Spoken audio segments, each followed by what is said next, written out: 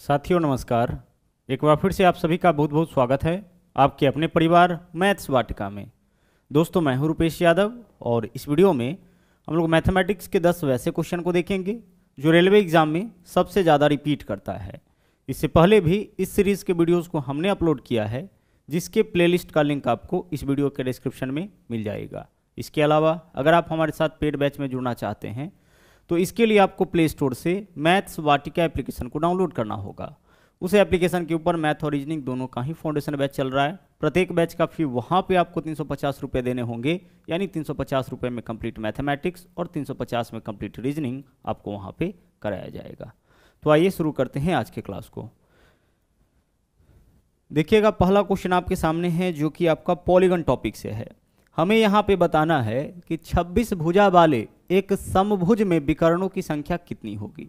यहाँ पे भुजाओं का संख्या दे रखा है 26 भुजा वाले एक बहुभुज में, एक पॉलीगन में हमें बताना है विकर्णों की संख्या।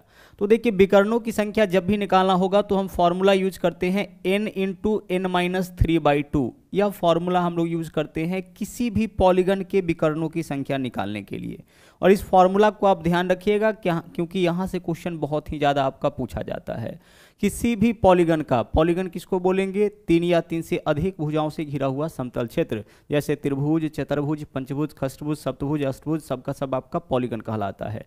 त्रिभुज में विकर्णों का संख्या आपका 0 होता है, चतुर्भुज में विकर्णों का संख्या आपका कितना होता है? 2 होता है। इस फॉर्मूला से आप हर एक आकृति के विकर्णों की संख्या निकाल सकते हैं, जहां पे n के स्थान पर आपको क्या रखना है? भुजाओं की संख्या। तो यहाँ पे भुजाओं का संख्या दे रखा है 26, तो n के जगह हम लेंगे 26 इंटू n माइनस 3। तो 26 में से 3 माइनस करिए, कितना हो जाएगा आपका? 23, और बट्टा में होगा 2। इसको सोल्व करेंगे, हम लोगों का आंसर निकल जाएगा। 2 से इसको काटेंगे, कितना हो जाएगा आपका? 13 हो जाएगा। और 13 गुने 23 कितना होगा? 3 3 9। अंतिम में जो 9 होगा वही ऑप्शन आंसर हो जाएगा, यानी 299। तो 26 भुजा वाले एक पॉलीगन में विकर्णों का संख्या कितना हो जाएगा आपका? 299। अगर मान लीजिए चतुर्भुज के विकर्णों का संख्या निकालना होता तो n के जगह क्या लेते? हम 4 लेते, इंटू 4 माइनस 3 कितना? 1/2। 4 गुने 1 4/2, कितना रिजल्ट आ जाता? 2 आ जाता। चतुर्भुज के विकर्णों का संख्या देख लीजिए, यही तो चतुर्भुज है ना, इसके विकर्णों का संख्या कितना होता है? 2 होता है। तो इस फॉर्मूला की मदद से हम लोग किसी भी आकृति के विकर्णों की संख्या निकाल सकते हैं। एक क्वेश्चन और पूछा जाता है, किसी भी पॉलीगन की सभी अंतःकोणों का योग, जितने भी अंतःकोण हैं उसका योग होता है n-2 इंटू 180 डिग्री। कोई भी पॉलीगन, कोई भी बहुभुज हो, अगर उसके भीतर जितने भी कोण हैं उन सभी कोण का माप पूछा जाए तो हम यही फॉर्मूला यूज करेंगे। जैसे चतुर्भुज है तो अंदर में कितना कोण होगा? 4 कोण होगा। तो सभी अंतःकोणों का योग इस फॉर्मूला से। 26 भुजा वाला यहाँ पे आकृति है तो अंदर में कितना कोण होगा? 26 कोण होगा। तो सभी 26 कोणों का योग किस फॉर्मूला से निकालेंगे? इस वाले फॉर्मूला से, जहां n के स्थान पर हम क्या रखेंगे? भुजाओं की संख्या रखेंगे। और पॉलीगन चाहे कोई भी हो, आकृति चाहे कोई भी हो, इसके सभी बाह्य कोणों का योग आपका 360 डिग्री होता है। सभी एक्सटीरियर एंगल, बाह्य कोणों का योग 360 डिग्री, सभी अंतः कोणों का योग होता है n-2 इंटू 180 डिग्री, और विकर्णों की संख्या होता है n इंटू n-3/2। तो इन तीनों में से कोई भी एक क्वेश्चन आपके एग्जाम में पूछा जाएगा। और हमने पॉलीगन टॉपिक को बहुत ही अच्छी तरह से पढ़ा रखा है। आप चाहे तो जाकर के ग्रुप डी स्पेशल 2022 करके एक प्लेलिस्ट मैथ्स वाटिका यूट्यूब चैनल के अंदर बना हुआ है, वहां जाके आप इस टॉपिक को देख सकते हैं। इसके अलावा भी और कई सारे इंपॉर्टेंट टॉपिक वहां पे डाला गया है। चलिए बढ़ते हैं अब अगले क्वेश्चन में। अगला क्वेश्चन देखिए, यह क्वेश्चन आपका क्वाड्रेटिक इक्वेशन से है। यहाँ पे हमें क्या बताना है कि k का मान क्या होगा, जिसके लिए यह जो इक्वेशन है इसका मूल समान है। अच्छा, मूलों की प्रकृति पे आधारित यह क्वेश्चन है। मूल समान कब होता है? किसी भी क्वाड्रेटिक इक्वेशन का, द्विघात समीकरण का मूल समान तब होता है जब b² माइनस 4ac, इसको हम लोग सम्मिलित रूप से d बोलते हैं, डिस्क्रिमिनेंट, ठीक है। तो b² माइनस 4ac का वैल्यू जब 0 होता है ना, तभी आपका मूल समान होता है। कोई भी जो क्वाड्रेटिक इक्वेशन है उसका मूल समान होने का कंडीशन क्या है? मूल समान तभी होगा जब b² माइनस 4ac बराबर 0 होगा। तो यहाँ पे क्या बोला है कि यह जो इक्वेशन है द्विघात समीकरण है। द्विघात समीकरण किसको बोलते हैं? द्विघात समीकरण का स्टैंडर्ड फॉर्म आपका यही है, ax² plus bx plus c बराबर 0। इस फॉर्म में अगर कोई इक्वेशन होगा तो वह आपका क्या कहलाता है? द्विघात समीकरण कहलाता है। द्विघात समीकरण में क्या होता है आपका कि जो x² का कॉफिशिएंट होता है, यानी जो x² के गुना में होता है उसको हम लोग a बोलते हैं, जो x के गुना में होता है उसको हम लोग b बोलते हैं, और जो कांस्टेंट होता है जिसके साथ x लगा हुआ नहीं होता है उसको हम लोग c से डिनोट करते हैं, ठीक है।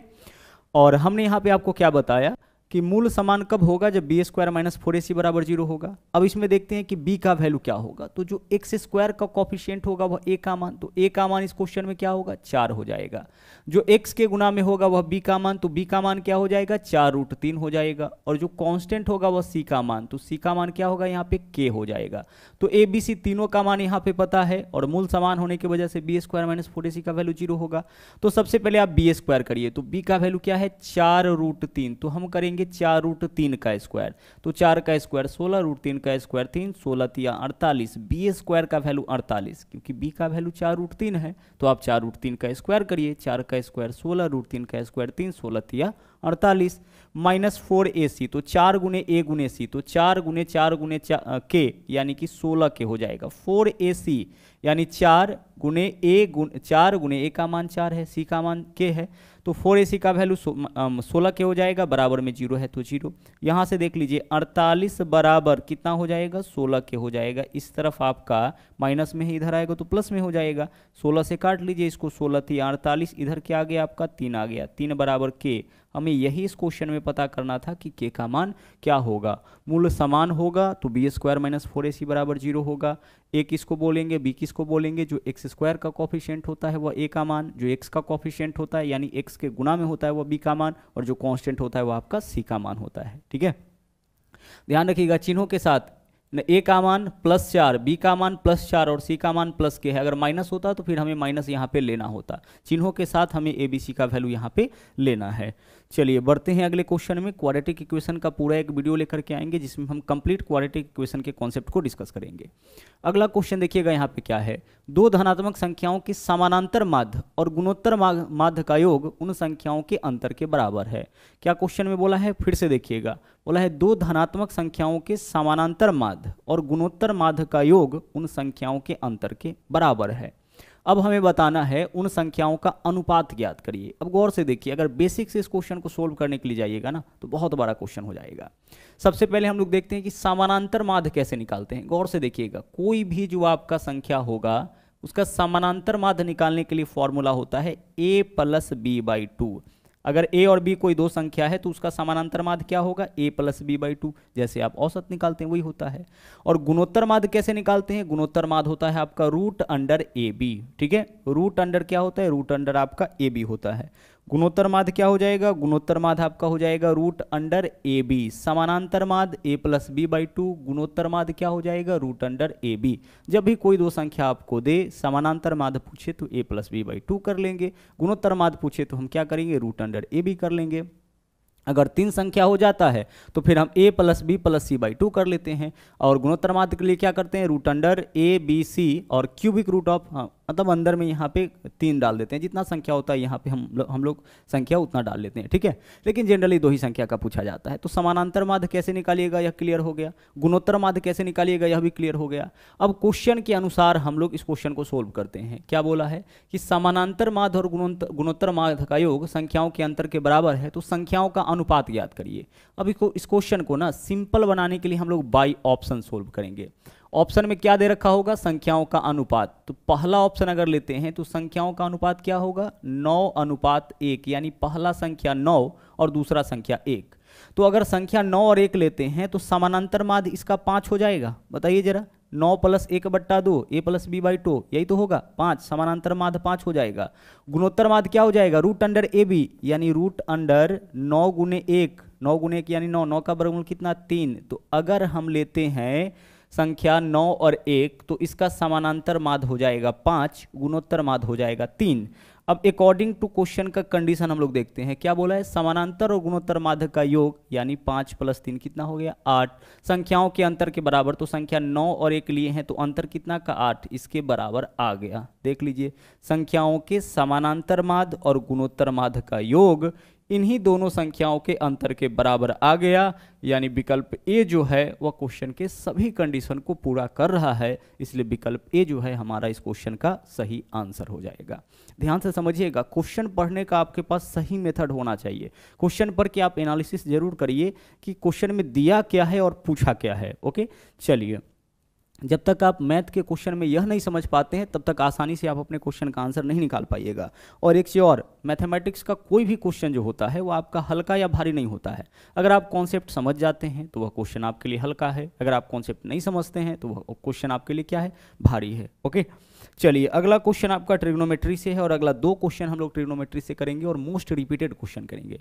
यहाँ देखिए sine theta minus cos theta बराबर 0 दे रखा है और इसके बेसिस पर हमें इस डाटा का मान निकालना है। जब sine theta minus cos theta बराबर 0 है तो हम इसको ऐसे भी तो लिख सकते हैं, साइन थीटा बराबर कॉस थीटा लिखा जा सकता है, बिल्कुल लिखा जा सकता है sir. Sine theta minus cos theta बराबर 0 है तो साइन थीटा बराबर cos theta, minus cos theta इस तरफ जाएगा तो प्लस कॉस थीटा हो जाएगा। अब साइन के बराबर में कॉस कब होगा, ठीक है, साइन के बराबर में कॉस कब होगा, साइन कितने डिग्री का मान कॉस के बराबर हो जाता है। तो अगर हम थीटा का वैल्यू 45 डिग्री लेते हैं तो साइन 45 का मान भी 1/√2 होता है और कॉस 45 का मान भी 1/√2 होता है। इसका मतलब क्लियर हो गया, थीटा का वैल्यू 45 डिग्री। और वैसे भी दो समान संख्याओं का ही अंतर 0 होता है, जैसे 5 - 5 0, x - x 0, यानी दो समान संख्याओं का समान वैल्यू का अंतर 0 होता है। तो साइन थीटा और कॉस थीटा का अंतर 0 है, इसका मतलब दोनों का वैल्यू बराबर होगा। और दोनों का वैल्यू बराबर कितने डिग्री पे होता है, 45 डिग्री पे, क्योंकि 45 डिग्री पे दोनों का मान बराबर हो जाता है। तो इससे थीटा का वैल्यू पता चल गया 45 डिग्री। अब थीटा का वैल्यू पता चला, यहाँ पुट कर लीजिए साइन थीटा यानी साइन 45, तो साइन 45 का मान 1/√2, ठीक है, थीटा के जगह 45 तो साइन 45 1/√2 और पावर 4 है तो कर लीजिए, प्लस उसी तरह से कॉस 45 1/√2 पावर 4 है तो पावर 4 यहाँ भी कर लीजिए। उसी तरीके से आगे क्या है, tan 45, थीटा की जगह 45, tan 45 का मान 1 पावर 4 है तो 4 कर लीजिए। अब यहाँ पे देखिए 1/√2 का पावर 4 तो 1/4 हो जाएगा, प्लस उसी तरह से 1/√2 का पावर 4 तो 1/4 हो जाएगा और प्लस कितना हो जाएगा, यहाँ पे 1 हो जाएगा। इस पूरे का वैल्यू कैलकुलेट करिए 2/4, यानी कंप्लीट कैलकुलेशन आपका 3/2 हो जाएगा। इसको कैलकुलेट करके आप देख लीजिए, एलसीएम 4 हो जाएगा, 1 और 1 2 और 4 6, 6/4 यानी 3/2, यही आपका इस क्वेश्चन का क्या हो जाएगा, आंसर। तो विकल्प बी जो है आपका इस क्वेश्चन का सही आंसर। 1/√2 का पावर 4 यानी कि कितना बार गुना करना है, 4 बार, तो √2 गुना √2 2 और फिर से √2 गुना √2 2 यानी 1/4 हो जाएगा, ठीक है। चलिए अगले क्वेश्चन को देखिए, यहाँ पे देखिए sec theta plus tan theta बराबर 6, तो सेक थीटा का मान क्या होगा, इंपॉर्टेंट क्वेश्चन है, थोड़ा ध्यान से समझिएगा। देखिए क्वेश्चन में सेक प्लस टैन का मान दे रखा है, कितना दे रखा है, sec theta plus tan theta का मान दे रखा है 6, ठीक है, इसका मान कितना दिया है 6। अब आप गौर से समझिएगा, सेक प्लस टैन का मान 6 है ना, तो इसी के बेसिस पर हम निकाल सकते हैं sec theta minus tan theta का मान। ओके, सेक प्लस टैन का मान दिया है, सेक माइनस टैन का मान इसके बेसिस पर निकाल सकते हैं, क्या होता है, इसका रिवर्स होता है। तो यहाँ पे 6 है तो यहाँ पे 1/6 हो जाएगा।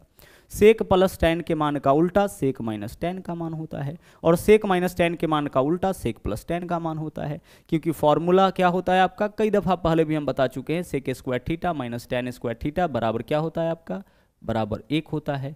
यहाँ पे देखिए A square minus B square के फॉर्म में है, तो इसको हम ऐसे लिख सकते हैं sec theta plus tan theta into sec theta minus tan theta, लिख सकते हैं sec theta plus tan theta into sec theta minus tan theta, और बराबर में क्या लिखेंगे, बराबर में यहाँ पे हम 1 लिखेंगे।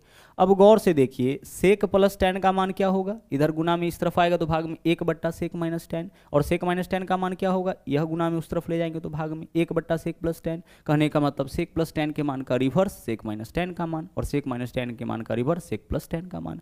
सेम चीज़ एक जगह और लागू होता है, वह होता है आपका कॉसेक और कॉट में, cosec theta plus cot theta के मान का reverse cosec minus cot theta का मान। तो कई दफ़ा तो क्वेश्चन में यही पूछ देता है, प्लस वाला देगा माइनस वाला आपसे पूछ देगा, तो प्लस वाला देकर के माइनस वाला पूछेगा तब तो सीधे रिवर्स करेंगे, वही आंसर हो जाएगा। लेकिन यहाँ पे हमसे क्या पूछा है, यहाँ पे हमसे पूछा है सेक थीटा का मान। तो सबसे पहले देख लीजिए, इसका मान पता है, इसके बेसिस पर इसका मान निकल गया। अब 2 इक्वेशन हमारे पास है, समीकरण 1 में 2 को जोड़ेंगे, इससे यह कैंसिल हो जाएगा, सेक प्लस सेक क्या हो जाएगा आपका 2 सेक थीटा हो जाएगा, और इधर इस वैल्यू को जोड़ेंगे 6 + 1/6, 6 × 6 36, 37/6 हो जाएगा ना। अरे भिन्न का जोड़ तो करना है, 6 में 1/6 जोड़िए ना, बट्टा में कुछ नहीं तो क्रॉस मल्टीप्लाई 36 और 1 37/6 हो जाएगा। उसी तरीके से देख लीजिए सेक थीटा का वैल्यू क्या हो जाएगा, 2 इधर गुना में इधर आएगा तो भाग में, यानी कि 37/12 पूर्णांक के फॉर्म में लिख लीजिए 3 पूर्णांक 1/12, यही आपका सेक माइनस टैन का मान हो जाएगा। ठीक है, सॉरी सेक थीटा का मान हो जाएगा। और अगर क्वेश्चन में सेक थीटा का मान निकाली, अगर टेन थीटा का मान निकालना होता तो क्या करते, समीकरण एक में से 2 को घटाते, तो जिसको घटाते उसका चिन्ह बदलता है, तो यह माइनस हो जाता, यह प्लस हो जाता, यह माइनस हो जाता, सेक प्लस में सेक माइनस में सेक से सेक कैंसिल हो जाता, टू टेन का वैल्यू यहाँ पे आ जाता। यानी सेक का वैल्यू निकालना होगा तो सेक को बचाएंगे, टेन को काटेंगे, और टेन का वैल्यू निकालना होगा तो टेन को बचाएंगे और सेक को हम लोग काटेंगे। ओके, चलिए अब बढ़ते हैं हम लोग अगले क्वेश्चन में। अगला क्वेश्चन देखिएगा क्या है यहाँ पे। यह क्वेश्चन आपका एवरेज से है। बोला है 5 लोगों के समूह में से पहले 3 और अंतिम 2 के औसत आयु में 9:7 का अनुपात। पहले 3 और अंतिम 2, देखिएगा पहले 3 और अंतिम 2 के औसत आयु में क्या अनुपात है, 9:7 का। गौर से समझिएगा, यह जो अनुपात दे रखा है ना, वह पहले 3 व्यक्ति और आखिरी के 2 व्यक्ति के औसत आयु का अनुपात दे रखा है। ठीक है, चलिए आयु के औसत का अनुपात 9:7। अब गौर से समझिएगा यहाँ पे, इसके आगे क्या डाटा दिया है, उनके आयु के औसत का अंतर 12। अच्छा, उनके मतलब दोनों ग्रुप की आयु के औसत का अंतर कितना है, 12। यहाँ पे आप देखिए तो जरा सा, इनकी आयु के औसत का अंतर कितना है, 9 और 7 अंतर अनुपात 2 का है। इनके आयु में औसत अंतर कितना का है, एक का 9 है, एक का 7 है, तो अनुपात 2 का। जबकि रियल में अंतर कितना का है, 12 का। तो अनुपात 2 का वैल्यू 12 के बराबर, तो यहाँ से अनुपात 1 का वैल्यू किसके बराबर हो जाएगा, 6 के बराबर। यह काम मन ही मन हो जाना चाहिए। अनुपात 1 का मान 6 हो गया, तो अनुपात 9 का मान 9 छक्के 54 हो जाएगा। जब अनुपात 1 का वैल्यू 6 के बराबर, तो अनुपात 9 का मान 54 के बराबर, और अनुपात 7 का मान 7 छक्के 42 के बराबर। अब इसका मतलब क्या हुआ, इसका मतलब यह हुआ कि देख लीजिए, पहले 3 व्यक्तियों का औसत आयु हो गया 54 वर्ष और अगले 2 व्यक्तियों का औसत आयु हो गया 42 वर्ष। पहले क्या दे रखा था, पहले 3 व्यक्ति और आखिरी के 2 व्यक्ति के औसत आयु का अनुपात। अब यहाँ से एग्जैक्ट औसत आयु निकल गया कि पहले 3 व्यक्ति का औसत आयु 54 और अगले 2 व्यक्ति का औसत आयु कितना हो गया, 42। अब बोला है 5 लोगों का कुल औसत आयु, तो 5 के कुल आयु को जोड़ के 5 से हम गुना करेंगे। अब ध्यान से यहाँ पे समझिएगा, 3 व्यक्ति के औसत आयु का अनुपात 54 है, तो तीनों व्यक्ति का कुल आयु 54 गुना 3 होगा। हाँ सर होगा, 54 गुना 3 कितना होगा, 162। यानी कि तीनों के कुल आयु का योग 162 हो जाएगा। औसत आयु 54 है ना, औसत का मतलब क्या होता है, प्रत्येक व्यक्ति का आयु। तो 3 व्यक्तियों का औसत आयु 54 वर्ष है, तो तीनों का कुल आयु 54 गुने 3 यानी 162 वर्ष हो जाएगा। और 2 व्यक्तियों का औसत आयु 42 वर्ष है, तो दोनों का कुल आयु 42 गुने 2 यानी 84 वर्ष हो जाएगा। तो पहले 3 व्यक्ति का कुल आयु हो गया, और यह अगले 2 व्यक्ति का कुल आयु यानी 5 व्यक्ति का कुल आयु। तो 5 व्यक्ति के कुल आयु में 5 से भाग करेंगे, 5 का औसत आयु निकल जाएगा। कैलकुलेट कर लीजिए, 4 और 2 6, 16 और 8 24, 246 बट्टा 5, 5 से भाग करिए, 5 चौके 20, 4 बचा 45, 5 नवा 45, 5 दूना 10 यानी 49.2। यही आपका इस क्वेश्चन का सही आंसर हो जाएगा। ठीक है, 5 लोगों का औसत आयु यानी 5 के कुल आयु को जोड़ के हम भाग करेंगे, इसमें कितना से, 5 से भाग करेंगे। बढ़ते अगले क्वेश्चन में। अगला क्वेश्चन देखिए, यहाँ पे क्या है, बोला है समानांतर चतुर्भुज की छोटी भुजा 4.8 और बड़ी भुजा छोटी भुजा से 1.5 गुना ज़्यादा है। देख लीजिए, समानांतर चतुर्भुज की छोटी भुजा। अब यहाँ पे हम समानांतर चतुर्भुज बना लेते हैं। ठीक है, यहाँ पे हम क्या बना लिए, समानांतर चतुर्भुज बना लिए। ध्यान से समझिएगा, केवल समलंब चतुर्भुज को छोड़ करके बाकी सभी चतुर्भुज जो है वो आपका समानांतर चतुर्भुज होता है। समानांतर चतुर्भुज किसको बोलते हैं, जिसके आमने सामने की भुजाएं समानांतर हो और साथ में जिसके भी आमने सामने की भुजा समानांतर हो। ठीक है, उसको हम लोग समानांतर चतुर्भुज बोलते हैं। समानांतर के साथ साथ बराबर भी हो जाता है, चाहे तो आप आयत लीजिए या फिर वर्ग लीजिए या फिर समचतुर्भुज लीजिए, यह सब का सब समानांतर चतुर्भुज का ही एग्जाम्पल है। ठीक है, चलिए अब हम लोग चलते हैं आगे। क्या बोला है यहाँ पे, समानांतर चतुर्भुज की छोटी भुजा 4.8। चलिए भाई, छोटी भुजा तो यही है, इसको हम 4.8 ले लिए। और आगे बोला है बड़ी भुजा छोटी भुजा से 1.5 गुना। जब बड़ी भुजा क्या है, छोटी भुजा से 1.5 गुना यानी कि 4.8 गुना 1.5। यह हो गया बड़ी भुजा का लंबाई। बड़ी भुजा का लंबाई कितना है, छोटी भुजा का 1.5 गुना। तो छोटी भुजा कितना है आपका, छोटी भुजा आपका है यहाँ पे 4.8, तो इसमें 1.5 से गुना करेंगे तो बड़ी भुजा का लंबाई निकल जाएगा। अब गुना करिए, 15 8 120, 120 के लिए लिखेंगे 0, हासिल हो जाएगा 12, 15 चौके 60 और 12 हो जाएगा 72। 72 यहाँ पे देख लीजिए, गुना किए हैं तो 2 अंक के बाद दशमलव, गुना किए हैं तो 2 अंक के बाद दशमलव, यानी कि यहाँ पे दशमलव आ जाएगा, तो 7.2 जीरो, यही तो होगा 7.20, यही हो गया आपका बड़ी भुजा का लंबाई। छोटी भुजा का लंबाई पता था और बड़ी भुजा के साथ छोटी भुजा का रिलेशन भी दे रखा था, तो बड़ी भुजा भी निकल गया। अब हमें क्या बताना है, हमें बताना है हमें इसका परिधि बताना है। तो परिधि क्या होता है, चारों भुजाओं का लंबाई होता है। तो चूंकि आमने सामने की भुजा समानांतर होती है, तो देख लीजिए अगर हम इसको L से डिनोट करें तो 2L हो जाएगा, और इसको B से डिनोट करेंगे तो 2B हो जाएगा। यानी चारों भुजाओं का लंबाई का योग ही तो परिधि होता है ना। तो B plus L plus B plus L, यानी कि वास्तव में क्या हो जाएगा, यह 2 इंटू L प्लस B, जो आपका आयत का होता है वही इसका भी हो जाएगा। तो 2 गुने लंबाई प्लस चौड़ाई, लंबाई प्लस चौड़ाई करिए, 7.2 में 4.8 ऐड करिए, 8 और 2 10, 0 हासिल, 1 7 4 11 और 1 12। L प्लस B का वैल्यू कितना आ जाएगा, 12, 12 गुना 2 यानी कि 24, यही आपका इसका परिधि हो जाएगा। सिंपल सा कॉन्सेप्ट था, हमें कुछ करना नहीं था। एक भुजा पता था, दूसरा भुजा निकालने के लिए उसमें 1.5 से गुना करेंगे, 7.2 आ गया, दोनों के योग में 2 से गुना कर देंगे। जैसे आप आयत का निकालते हैं परिधि, लंबाई प्लस चौड़ाई गुना 2, या 2 गुना लंबाई प्लस चौड़ाई, एक ही बात है। आगे चलिए अगले क्वेश्चन में आइए। समानांतर श्रेणी, हमने श्रेणी आपको बहुत अच्छी तरह से पढ़ाया है, आप चाहे तो उस वीडियो को देख सकते हैं। वह वीडियो भी आपका ग्रुप डी स्पेशल 2022 वाले प्लेलिस्ट में है। देखिए क्वेश्चन क्या है, समानांतर श्रेणी यहाँ पे दे रखा है, इसका 12वां पद पूछा है। तो 12वां पद क्या होगा, डायरेक्ट अगर हम कहें तो 12वां पद होगा a प्लस 11d। 12वां पद क्या होता है, a प्लस 11d होगा। 13वां पद क्या होगा, a प्लस 12d होगा। 14वां पद क्या होगा, a प्लस 13d होगा। क्योंकि फॉर्मूला क्या यूज करते हैं हम लोग समानांतर श्रेणी में, tn बराबर a plus n minus 1 into D, यानी जो भी पद पूछा जाता है उसमें से एक घटा के डी से गुना। तो 12वां पद तो n की जगह 12, 12 माइनस 1 11d हो जाएगा। 13वां पद तो 13 माइनस 1 ना 12d हो जाएगा। तो कहने का यह मतलब है कि 12वां पद क्या होगा, a प्लस 11d होगा। 16वां पद a प्लस 15d होगा। अब a का मान, तो इस श्रेणी का जो पहला पद होगा वही तो a का मान हो जाएगा। तो a का मान 142 प्लस 11 गुना डी का मान क्या होगा, कितना का डिफरेंस है, 142 और 148 में 6 का, यही डी का वैल्यू हो जाएगा। 142 प्लस 66 कितना हो जाएगा आपका, 208 हो जाएगा। तो यही आपका इस क्वेश्चन का आंसर हो गया। विकल्प सी इस क्वेश्चन का आपका सही आंसर हो गया। इस टॉपिक से और भी जो भी क्वेश्चंस पूछे जाते हैं हमने उस वीडियो के अंदर पढ़ा रखा है, आप जाकर के उस वीडियो को जरूर देखिएगा। छोटा सा वीडियो है, ठीक है, लेकिन कंसेप्ट उसमें पूरा आपको मिल जाएगा। अगले क्वेश्चन में आइए। यह क्वेश्चन आपका टाइम एंड डिस्टेंस से है। बोला है एक ट्रेन 15 सेकेंड में एक खंभे को पार करती है। खंभा तो नेग्लिजिबल डिस्टेंस वाली वस्तु है, इसका मतलब ट्रेन अपनी लंबाई पार करता होगा 15 सेकेंड में। खंभे को पार करने का मतलब कि ट्रेन अपनी लंबाई इतनी दूरी तय करती होगी 15 सेकेंड में। ठीक है, कोई भी जो नेग्लिजिबल डिस्टेंस वाली वस्तु है, जैसे पोल है, पॉइंट है, मैन है, ट्री है, यानी कोई खंभा है, कोई पेड़ है, कोई व्यक्ति है, इसको पार करने का मतलब है कि ट्रेन अपनी ही लंबाई को पार किया। अगर क्वेश्चन में बोले कि ट्रेन 15 सेकेंड में व्यक्तियों को पार किया, मतलब आप क्या समझिएगा कि ट्रेन ने अपनी लंबाई इतनी दूरी 15 सेकेंड में पार किया है। लेकिन अगर क्वेश्चन में बोले कि ट्रेन 15 सेकेंड में प्लेटफॉर्म को पार किया है, तो प्लेटफॉर्म को पार करने का मतलब है कि ट्रेन अपनी लंबाई और प्लेटफॉर्म की लंबाई दोनों के योग इतनी दूरी तय की है।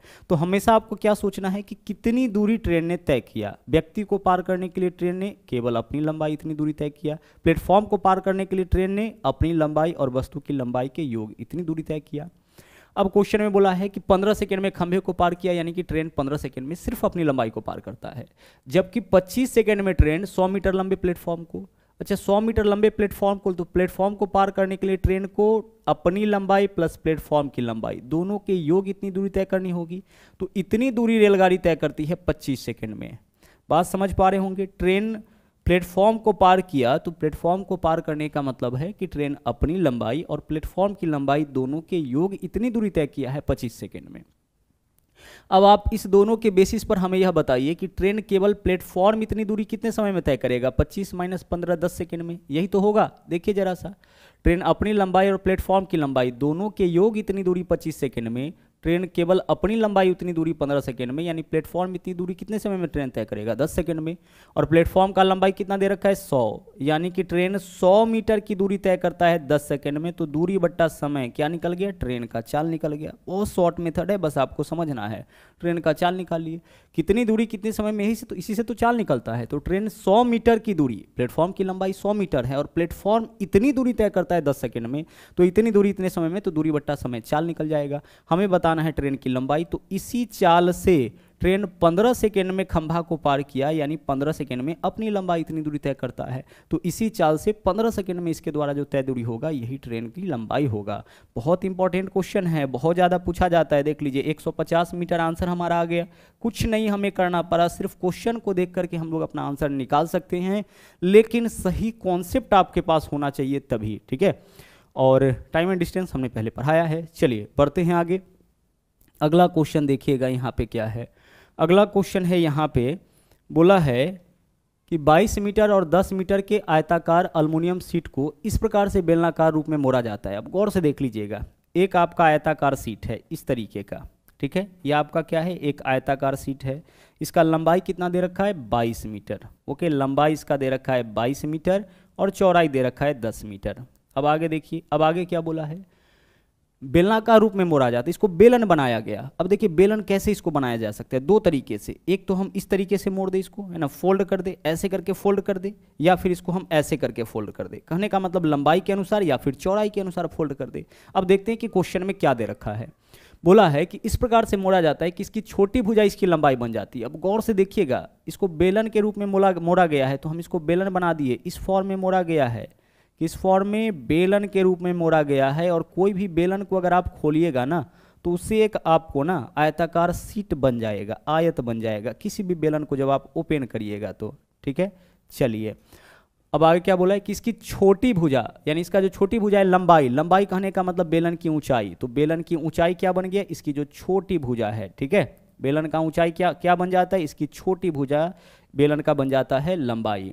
अब आगे बोला है कि इस प्रकार निर्मित बेलन का आयतन क्या होगा। तो बेलन का आयतन तो आपको पता है, बेलन का आयतन क्या होता है सर, बेलन का आयतन तो होता है पाई आर स्क्वायर इंटू एच। तो एच तो है हमारे पास लेकिन आर नहीं है। अब आर कैसे निकालेंगे, तो जब बेलन को हम इस तरीके से मोड़ेंगे कि इसका जो लंबाई है वह 10 मीटर बन जाए, तो हमें ऐसे मोड़ना पड़ेगा इसको। तो जब हम इसको फोल्ड करेंगे तो यह वाला जो शेप आप देख रहे हैं ना, यह वाला शेप, यही पार्ट आपका मुड़ के, यही पार्ट आपका मुड़ के इतना होगा।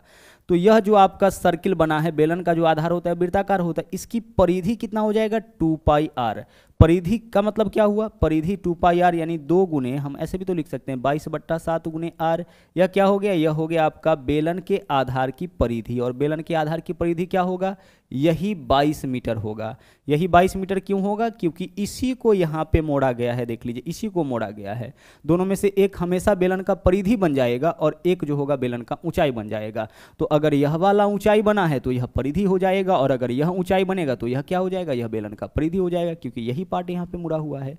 अब इसको सोल्व आप कर लीजिए, देखिए 2 पाई आर होगा ना, तो इससे आपका यह कैंसिल हो गया। आर का वैल्यू बोलिए क्या होगा, 2/7 इधर आएगा तो 7/2, यानी कि बेलन का त्रिज्या पता चल गया 7/2। बेलन के आधार का त्रिज्या पता चल गया। अब हमें निकालना है बेलन का आयतन। तो क्या होता है बेलन का आयतन, पाई, तो पाई की जगह 22/7 इंटू आर स्क्वायर। आर का वैल्यू नहीं पता था, निकाल लिए 7/2, तो आर स्क्वायर का मतलब 7/2 गुना 7/2 और इंटू एच। एच का वैल्यू क्या होगा आपका, एच का वैल्यू 10 मीटर हो जाएगा। बस सोल्व इसको करेंगे, आंसर हमारा आ जाएगा। 7 से हम 7 काट लिए, 2 से काटेंगे तो यह आपका 11 हो जाएगा, 2 से काटेंगे तो यह आपका 5 हो जाएगा। 7 पंचे 35 गुने 11 385, यानी 385 मीटर क्यूब यही आपका क्या होगा, बेलन का आयतन हो जाएगा। सो विकल्प ए जो है वह आपका इस क्वेश्चन का सही आंसर हो जाएगा। तो हर एक क्वेश्चन बहुत ही इंपॉर्टेंट था, और क्वेश्चन, इन 10 क्वेश्चन के माध्यम से हम लोग बहुत सारे कॉन्सेप्ट समझने का प्रयास करते हैं। ओके, चलिए तो आज के लिए हम इतना ही छोड़ेंगे। और हाँ, अगर आप हमारे चैनल पर नए हैं तो इस चैनल को सब्सक्राइब जरूर करें। इसके अलावा अगर आप पहले से इस चैनल को वॉच करते हैं तो इसको आगे बढ़ाने में मदद करें, यानी इसको शेयर भी करते रहे। इतना सपोर्ट आप लोगों से हमको चाहिए होगा। ओके, चलिए तो आज के लिए इतना ही। वापस मुलाकात होगी अगले दिन फिर से एक नए सेट के साथ। तो मिलते हैं अगले क्लास में। थैंक यू, जय हिंद।